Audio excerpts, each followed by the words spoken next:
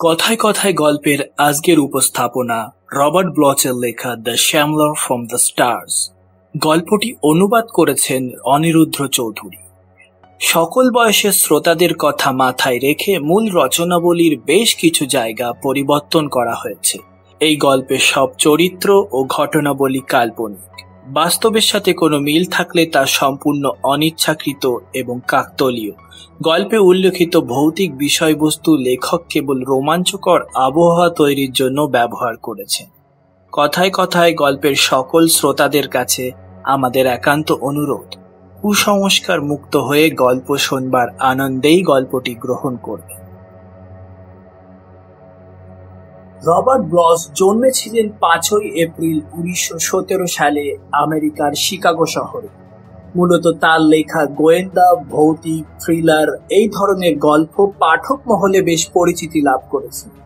তিনি প্রথম লেখক হিসেবে জনপ্রিয়তা লাভ করেন তার লেখা সাইকো গল্পটির মধ্য দিয়ে। তার লেখা অন্যতম সেরা গল্পগুলি হল the hellbound train, notebook found in a deserted house, yours truly Jack the Ripper ইত্যাদি। আজকের গল্পটি নেওয়া হয়েছে অদৃশ বর্ধন সম্পাদিত বিশ্বের শ্রেষ্ঠ রহস্য গল্প বইটি থেকে। গল্প পাঠে প্রদীপ, গল্পের সূত্রধর আমি শুভ্র। শুরু হচ্ছে আজকের গল্প।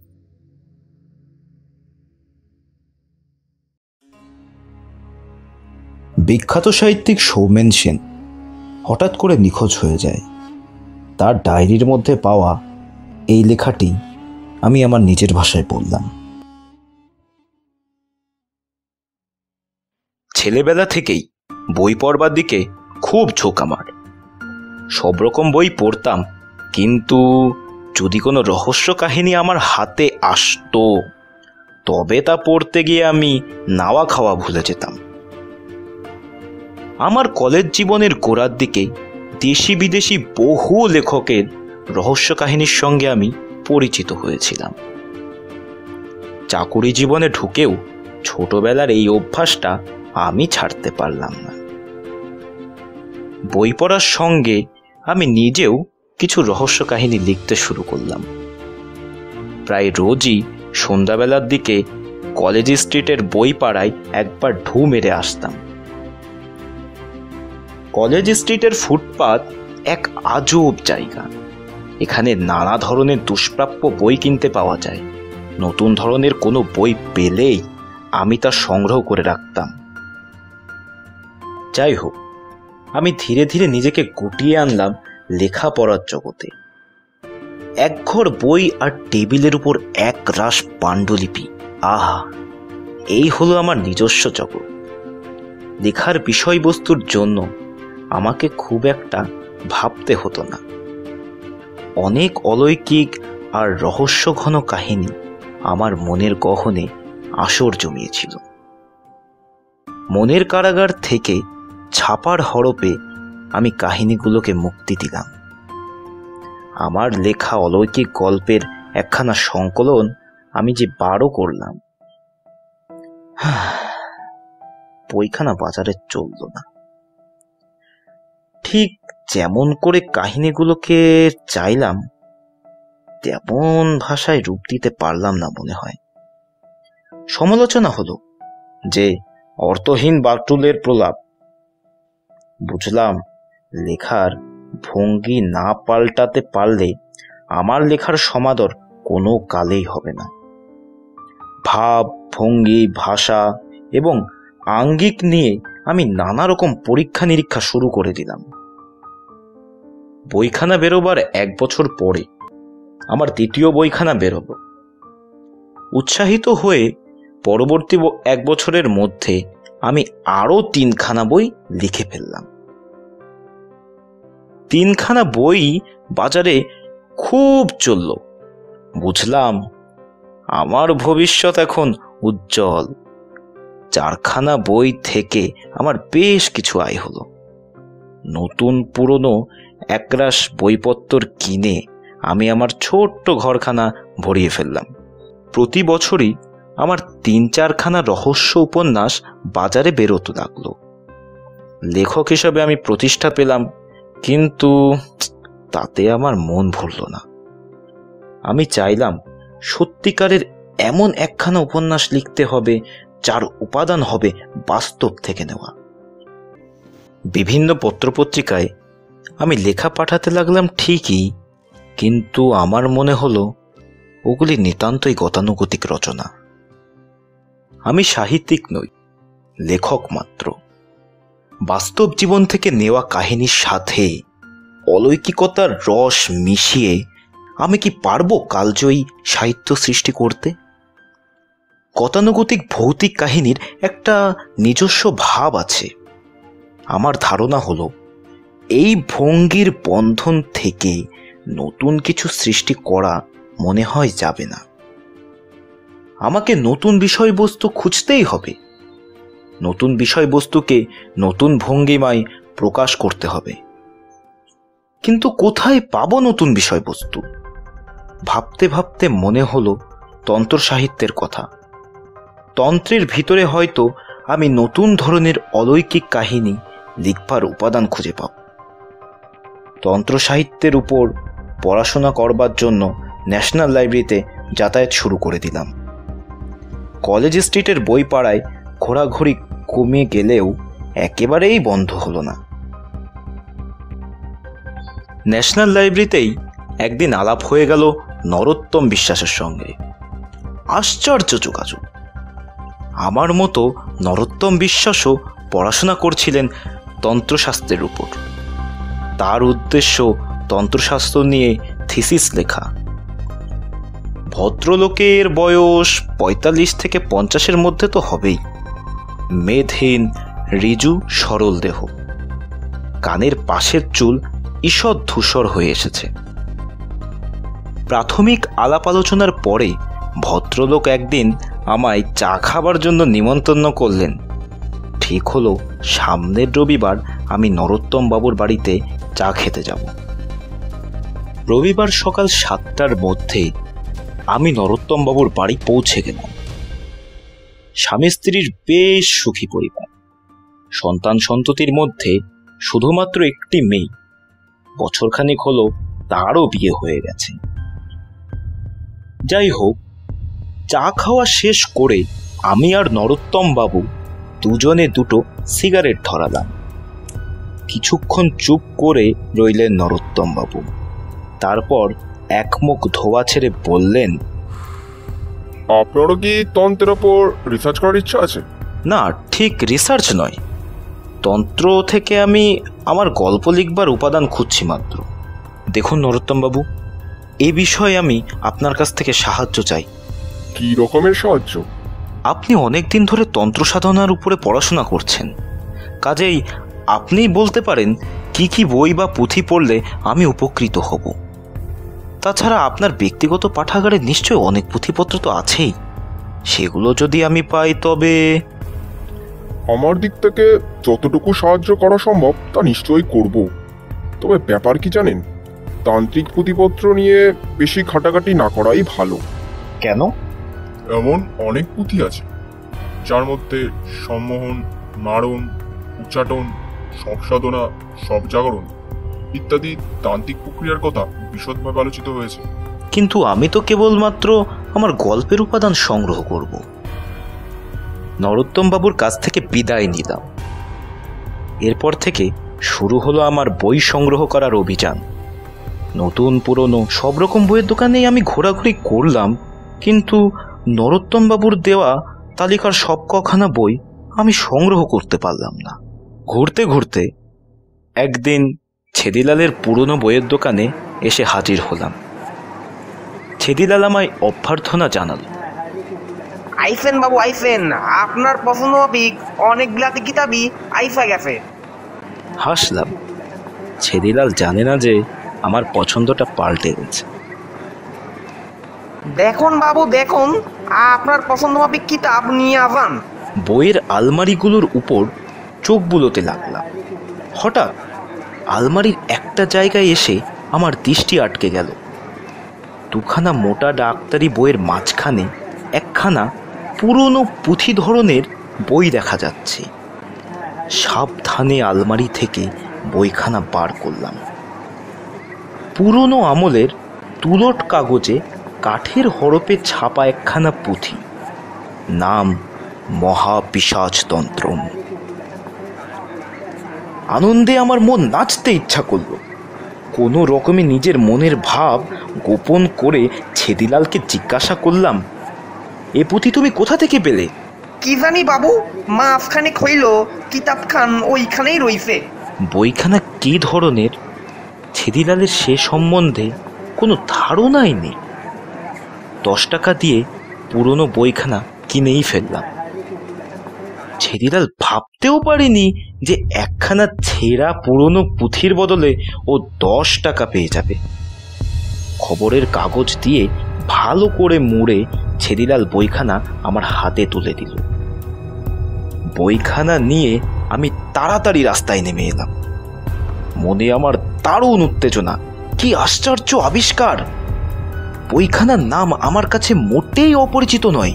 বইটির লেখক হচ্ছেন স্বামী ব্রজ ভৈরবানন্দ, সেকালের এক বিখ্যাত তন্ত্র সাধক। ব্রজ ভৈরবানন্দ সম্পর্কে নানা কাহিনী লোকমুখে প্রচলিত আছে। শোনা যায় তিনি নাকি প্রায় 200 বছর বেঁচেছিলেন। বীরভূম জেলার কঙ্কালীতলার মহাশ্মশান ছিল তার সাধনপীঠ।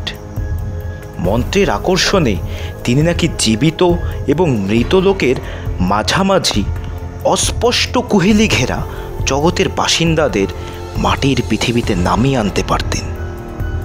ভূত, প্রেত, পিশাচ ছিল তার আজ্ঞাবহ। স্থানীয় লোকেরা যতদূর সম্ভব ব্রজ ভৈরবানন্দকে এড়িয়ে চলত। সিপাহী বিদ্রোহে জড়িত এই অভিযোগে ইংরেজরা ব্রজ ভৈরবানন্দকে ফাঁসি দিয়েছিল। কিন্তু লোকের ধারণা প্রতি অমাবস্যা রাতে তার আত্মা নাকি ফিরে আসে কঙ্কালীতলার মহাশ্মশানে। ফাঁসির আগে তাকে অন্ধকূপের মতো একখানা ঘরে আটকে রাখা হয়েছিল। এ ঘরে বসেই তিনি লিখেছিলেন মহাপিশাচতন্ত্রের এই পুঁথি। প্রহরীদের সতর্ক দৃষ্টি এড়িয়ে কেমন করে এই পুঁথি বাইরে এসেছিল সে এক আজব রহস্য। ব্রজ ভৈরবানন্দের মৃত্যুর 1 বছর পরে এই পুঁথি ছাপিয়ে বের হলো, আর বেরোবার সঙ্গে সঙ্গেই পুঁথিখানাকে নিষিদ্ধ বলে ঘোষণা করা হলো। এই হলো মহাপিশাচতন্ত্রমের সংক্ষিপ্ত ইতিহাস। বাড়ি ফিরতে সন্ধ্যা হয়ে গেল। হাত পা মুখ ধুয়ে চা খাবার খেয়ে নিলাম। তারপর লাইব্রেরি ঘরে গিয়ে বসলাম পুঁথিখানা নিয়ে। কিন্তু কয়েক পাতা উল্টেই বুঝলাম এ পুঁথি পাঠোদ্ধার করা আমার পক্ষে দুঃসাধ্য। প্রথমত এর ভাষা সংস্কৃত, দ্বিতীয়ত পুঁথির অনেক জায়গায় সাংকেতিক অক্ষর ব্যবহার করা হয়েছে, যার জন্য পুঁথিটি আমি হাতের কাছে পেয়েও পড়তে পারছি না। ঠিক করলাম নরোত্তম বাবুর কাছেই যাব। রবিবার সকালে পুঁথিখানা নিয়ে হাজির হলাম নরোত্তম বাবুর বাড়িতে। তার স্ত্রী হাসি মুখে অভ্যর্থনা করলেন।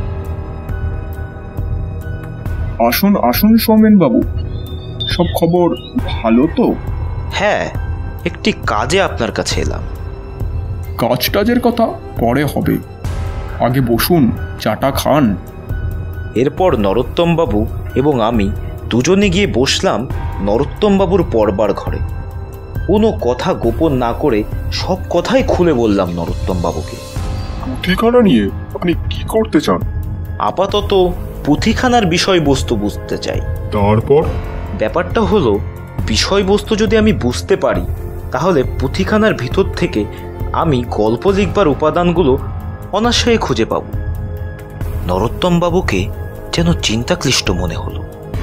কিছু সময় চুপ করে থেকে তিনি বললেন, সৌমেন বাবু, আপনাকে আগেই বলেছি যে এই ধরনের পুরনো পুঁথি নিয়ে বেশি নড়াচড়া না করাই ভালো। কে জানে এই পুঁথির ভেতর কি সাংঘাতিক সাধন পদ্ধতি রয়েছে।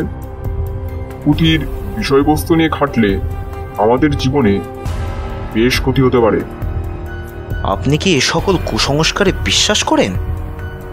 এটা কুসংস্কার কিনা জানি না, তবে এই ধরনের পুঁথি নিয়ে নাড়াচাড়া করতে গিয়ে অনেক সাধারণ মানুষেরই বিপদ ঘটেছে, তা নিশ্চয়ই আপনার একেবারে অজানা নয়। তাছাড়া পুঁথিখানার নাম দেখলেই মনে হচ্ছে যে এখানা একখানা নিচু স্তরের তন্ত্র। আমার মনে হয় পুঁথিখানাকে গঙ্গায় বিসর্জন দেওয়াই কতই ভালো।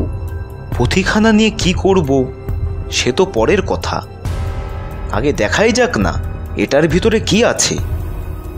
আমি পুঁথিখানার পাতা উল্টাতে শুরু করলাম। অগত্যা নরোত্তম বাবুও ঝুঁকে পড়লেন পুঁথিটার উপর। মিনিট 15 ভিতরেই নরোত্তম বাবুর প্রথম পরিচ্ছেদ পড়া হয়ে গেল। না সোমেন বাবু, পুঁথিখানার ভেতরে উল্লেখযোগ্য কিছুই তো দেখতে পেলাম না। এ একখানা গতানুগতিক তান্ত্রিক পুঁথি। আচ্ছা দেখি দ্বিতীয় পরিচ্ছেদে কি আছে। নরোত্তম বাবু আবার পাতা উল্টাতে শুরু করলেন। আমি আনমনে বাইরের দিকে তাকিয়ে রইলাম। হঠাৎ নরোত্তম বাবুর দিকে দৃষ্টি পড়তেই আমি চমকে উঠলাম।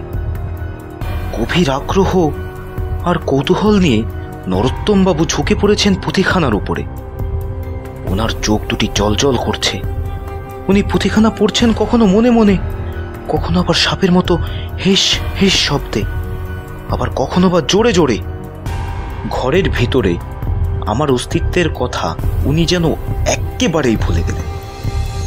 আতঙ্কিত হয়ে পুঁথির পাতা থেকে চোখ তুলে নরোত্তমবাবু আমার দিকে তাকালেন। একটা চাপা উত্তেজনায় ওনার সারা শরীর থরথর করে কাঁপছে। নরোত্তমবাবু বললেন, আপনি কি জানেন যে বজ্র ভৈরবানন্দ সম্পর্কে? তিনি নাকি মন্ত্রের আকর্ষণে জীবিত আর মৃত লোকের মাঝামাঝি অস্পষ্ট কোহিলিগেরা জগতের বাসিন্দাদের মাটির পৃথিবীতে নামিয়ে আনতে পারতেন। ভূত প্রেত পিশাচ সবই ছিল নাকি তার আজ্ঞাবহ। হ্যাঁ জানি, কিন্তু কিন্তু এ কথা কেন জিজ্ঞেস করছেন? এই দেখুন, পুঁথির ভেতরে রয়েছে মহাপিশাচ আহ্বানের মন্ত্র। পুঁথির বক্তব্য অনুসারে কৃষ্ণ ত্রয়োদশী রাতে মহাশ্মশানে বসে 1,00,000 বার এই মন্ত্র জপ করলে মহাপিশাচ সাধকের সামনে আবির্ভূত হয়ে তাকে অভীষ্ট ফলদান করেন। তাতে আমাদের কি? সৌমেন বাবু, আমিও একবার পরীক্ষা করে দেখতে চাই পুঁথির বক্তব্য কতদূর সত্য। আসছে কৃষ্ণ ত্রয়োদশী রাতে আমি একবার কঙ্কালীতলার শ্মশানে যেতে চাই। আপনি ইচ্ছা করলে আমার সঙ্গী হতেই পারে। কিন্তু আর কোনো কিন্তু নয় সৌমেন বাবু, মন্ত্র পরীক্ষা করবার এমন সুযোগ আমি হাতছাড়া করতে চাই। আমার জীবনে সে এক দারুণ আতঙ্ক ঘন রাত্রি। মহাপিশাচতন্ত্রের পুঁথি নিয়ে আমি আর নরোত্তমবাবু কঙ্কালীতলার শ্মশানে এসে পৌঁছেছি। কৃষ্ণা ত্রয়োদশীর রাত, মাথার উপরে তারা জ্বলা আকাশ, কিন্তু তারার আলো শ্মশানের অন্ধকার দূর করতে পারেনি। ঝুপসি বট গাছগুলো এক একটা অন্ধকারের জগৎ তৈরি করে দাঁড়িয়ে আছে। অন্ধকারের ভিতরে তাল আর নারকেল গাছগুলিকে মনে হচ্ছে এক একটা অতিকায়ী প্রেতের মতো। দূরের বটগাছের মাথায় একটা রাত জাগা পাখির তীক্ষ্ণ স্বরে ডেকে উঠল। একটা শকুনের বাচ্চা কোকিয়ে উঠল তাল গাছের মাথায়। সৌমেন বাবু, আর দেরি করে কি লাভ? আমাদের কাজ এবার শুরু করা যাক। ধীরে ধীরে দুজনে এগিয়ে গেলাম শ্মশানের দিকে। চারপাশের গণ্ডি কেটে নরোত্তমবাবু তার আসন তৈরি করলেন। আমি বসে রইলাম গণ্ডির বাইরে। পুঁথিখানা হাতে দিয়ে নরোত্তমবাবু আসনে বসলেন। তারপর শুরু করলেন তার জপ। মহাপিশাচ ইহা আগচ্ছ, ইহা আগচ্ছ। চারিদিক থেকে শিয়াল কুকুর সহ নানা ধরনের ভয়ঙ্কর আওয়াজ কানে ভেসে আসতে লাগলো। আমার মনে হতে লাগলো নরোত্তম বিশ্বাসের মন্ত্রতরঙ্গ যেন কুণ্ডলী পাখি আকাশে উঠে যাচ্ছে। আকাশটা যেন হঠাৎই কালো মেঘের অন্ধকারে ঢেকে গেল, আর সারা শ্মশান জুড়ে তৈরি হলো এক ভৌতিক অন্ধকারময় পরিবেশ। হঠাৎ তালগাছ আর ঝুপসি বটগাছের ডালপালা কাঁপিয়ে শো শো করে ঠান্ডা হিমেল হাওয়া বইতে লাগলো। গণ্ডির মধ্যে বসে নরোত্তম বাবু তখন কাঁপা কাঁপা স্বরে মহাপিশাচের আহ্বান মন্ত্র পাঠ করে চলেছেন।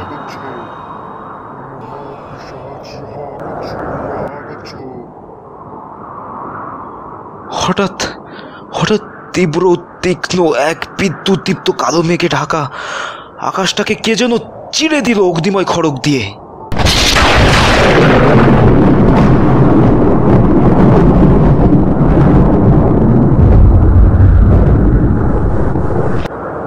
শন শন করে বাতাস বইতে লাগলো, কনকনে ঠান্ডা বাতাস। এ বাতাস পৃথিবীর নয়, এ বাতাস বুঝি উঠে আসছে অন্ধকারের কোনো নরকের অতল গহ্বর থেকে।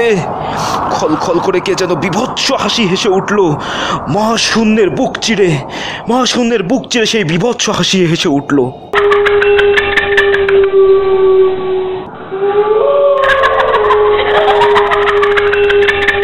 মহাপিশাচ কি তাহলে মন্ত্রের আহ্বানে সাড়া দিয়ে সত্যি আসছে? কথাটা ভাবতেই যেন আমার মেরুদণ্ড দিয়ে একটা আতঙ্কের হিমস্রোত বয়ে গেল। সহসা দারুণ আতঙ্কে চিৎকার করে উঠলেন নরোত্তম বাবু।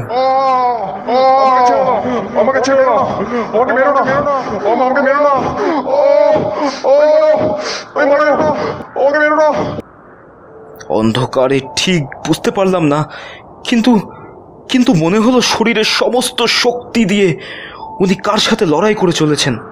এরপর যা ঘটল ভাষায় তার প্রকাশ করা যায় না। এক আতঙ্ক ঘন মুহূর্ত। আমার দৃষ্টির সামনে নরোত্তম বাবুর শরীরটা যেন শূন্যে উঠে যেতে লাগলো।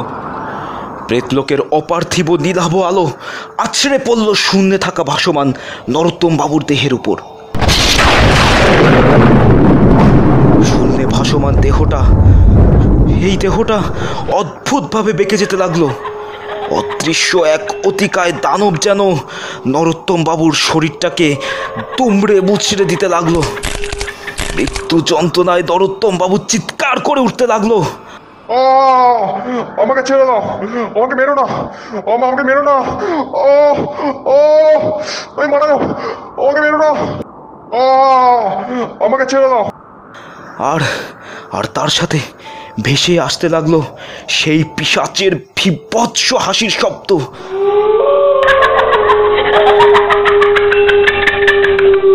প্রেতলোকের অপার্থিব আলোয় দেখলাম নরোত্তম বাবুর সারা শরীর থেকে রক্ত ঝরে পড়ছে, কিন্তু আশ্চর্যের বিষয় হলো সেই রক্তধারা মাটিতে না নেমে শূন্যেই অদৃশ্য হয়ে যাচ্ছে। দারুণ আতঙ্কের মধ্যে দিয়ে বুঝে গেলাম প্রেতপুরীর কোনো এক অদৃশ্য আগন্তুক পান করে চলেছে হতভাগ্য নরোত্তম বাবুর দেহ নিঃসৃত রক্ত।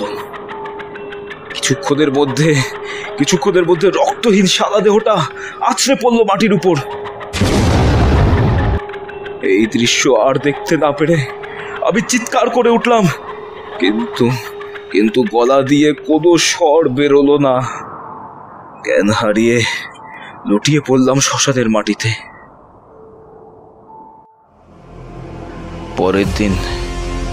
পরের দিন সকালে জ্ঞান ফেরা মাত্রই আমি রওনা দিলাম কলকাতাতে। কিন্তু সেই আতঙ্কময় রাতের স্মৃতি আজও আমার মন থেকে মুছে যায়নি, আর কোনোদিন যাবেও না। নিদ্রায় তন্দ্রায় জাগরণে সবসময় আমি যেন শুনতে পাই মহাপিশাচের খলখল হাসি। আমার বিশ্বাস যে মহাপিশাচ আমার কাছে আসবেই, কিন্তু এবার আসার জন্য তার আহ্বানের প্রয়োজন হবে না। যখন আসবে তখন সে আর একলা ফিরে যাবে না, সাথে নিয়ে যাবে আমাকেও।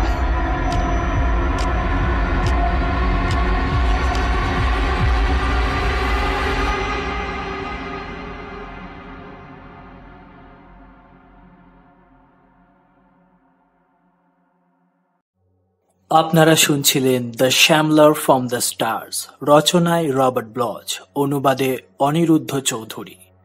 কথকের চরিত্রে প্রদীপ, নরোত্তম বাবু ও ছেদিলালের চরিত্রে দেবর্ষী, পোস্টার ডিজাইনে শুভ্র ও অর্ক, অডিও এডিটিং ও মিক্সিংয়ে অর্ক ও সায়ন। আরও গল্প শুনতে সাবস্ক্রাইব করুন আমাদের চ্যানেল কথায় কথায় গল্প। ভালো লাগলে লাইক, শেয়ার ও কমেন্ট করতে ভুলবেন না। ধন্যবাদ।